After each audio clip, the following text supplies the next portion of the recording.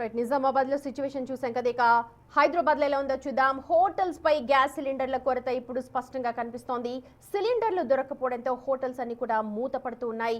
ఇప్పటికే చాలా చోట్ల హోటల్స్ మూతపడగా కొన్ని చోట్ల రేట్లు పెంచి విక్రయాలైతే జరుపుతున్నారు.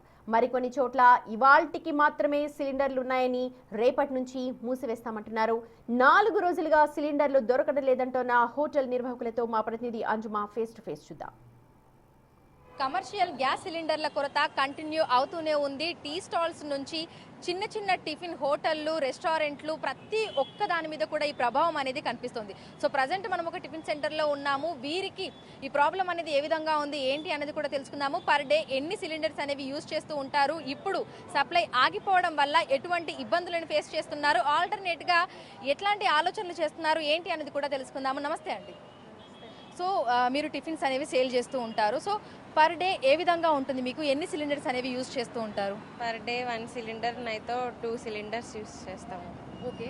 సో ఇప్పుడు మీ దగ్గర సరిపడా స్టాక్ ఉందా, లేదంటే సప్లై ఆగిపోయింది అంటున్నారు కదా, పరిస్థితి ఏ విధంగా ఉంది? ఇప్పుడు ప్రజెంట్ అయితే లాస్ట్ ఒకటే సిలిండర్ ఉంది, ఇంకా ఈ రోజుతో క్లోజ్ చేసేస్తాము. ఇప్పుడు కనుక గ్యాస్ లేకపోతే రేపటి నుంచి హోటలే బంద్ ఉంటుంది. ఓకే. సో మేనేజ్మెంట్ ఏమంటున్నారు, అంటే ఇప్పుడు ఆల్టర్నేట్గా ఏమైనా ఆలోచనలు చేస్తున్నారా సిలిండర్కి ప్రత్యామ్నాయంగా? ప్రజెంట్ అయితే ఏం ఆలోచన లేదు. ఓకే. సో ప్రతిరోజు ఎంతమంది కస్టమర్లు వస్తుంటారు, మార్నింగ్ ఏ టైంకి స్టార్ట్ చేస్తారా, ఫ్లో అనేది ఏ విధంగా ఉంటుంది? మార్నింగ్ 6:30కి స్టార్ట్ అవుతుంది, ఈవినింగ్ 10, 10:30, 11 వరకు ఉంటుంది నైట్. ఓకే. క్రౌడ్ అయితే బాగానే ఉంటుంది. ఓకే. సో నార్మల్గా ఇది ఒక 3-4 డేస్ నుంచి ఇష్యూ అనేది కంటిన్యూ అవుతుంది కదా. సో సప్లై అనేది ఎప్పుడు ఆగిపోయింది ప్రాపర్గా? సప్లై అనేది సండేతో ఆగిపోయింది madam. Okay. Sunday last 3 cylinders వేశారు, ఇంకా అవే ఇప్పుడు వరకు వచ్చినాయి ప్రజెంట్. ఓకే. సో ఇప్పుడు ఈ షార్టేజ్ ఇష్యూ అనేది ఇట్లనే కంటిన్యూ అవుతుంది కదా, మరి ఏమనుకుంటున్నారు, క్లోజ్ చేద్దామనా లేకపోతే దీనికి ఆల్టర్నేట్గా ఎలక్ట్రిక్ రైస్ కుక్కర్ల వైపు, ఇండక్షన్ వైపు అనుకుంటున్నాం మేడం. ఓకే. సో మరి మీ దగ్గర ఎంతమంది స్టాఫ్ ఉన్నారు, మరి వాళ్ళకి ఎట్లా ఇబ్బంది అవుతుంది ఏంటి అనేది దాని గురించి ఏమైనా? అట్లా ఏమి, ఎంతమంది స్టాఫ్ ఉంటారు? ప్రజెంట్ అయితే 6 మెంబర్స్ 7 మెంబర్స్ అట్లా 10 మెంబర్స్ వరకు ఉన్నారు. ఓకే. సో ఈ రోజుతోటి సిలిండర్ అయిపోతే రేపటి నుంచి ఇంకా క్లోజ్ చేద్దామని అని అనుకుంటున్నారు. ఓకే. సో ఇదివరకు ఎప్పుడైనా ఇట్లాంటి ఇష్యూ ఏమైనా ఫేస్ చేశారా? ఇప్పుడు సడన్గా ఈ ఇష్యూ వచ్చేసరికి ఇటు మీకు ఎంప్లాయీస్కైనా మేనేజ్మెంట్కైనా ఇబ్బంది అనేది ఎట్లా అవుతుంది? బాగా ఇబ్బంది అవుతుంది. ఓకే.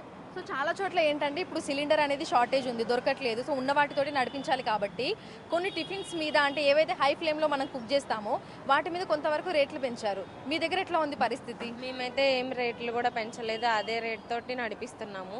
ఇంక ఇవాళతో గ్యాస్ అయిపోతే ఇంకా రేపటి నుంచి అయితే బంద్.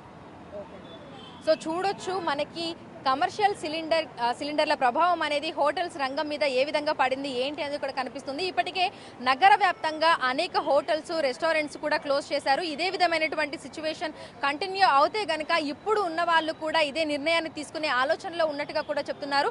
సో ప్రజెంట్ మనం ఉన్నటువంటి హోటల్లో కూడా పరిస్థితి ఇదే విధంగా ఉంది. దాదాపు 3-4 రోజుల నుంచి వీళ్ళకి సరిపడా సిలిండర్స్ లేవు. ఆదివారం తోటి సప్లై ఆగిపోయిందని చెప్తున్నారు.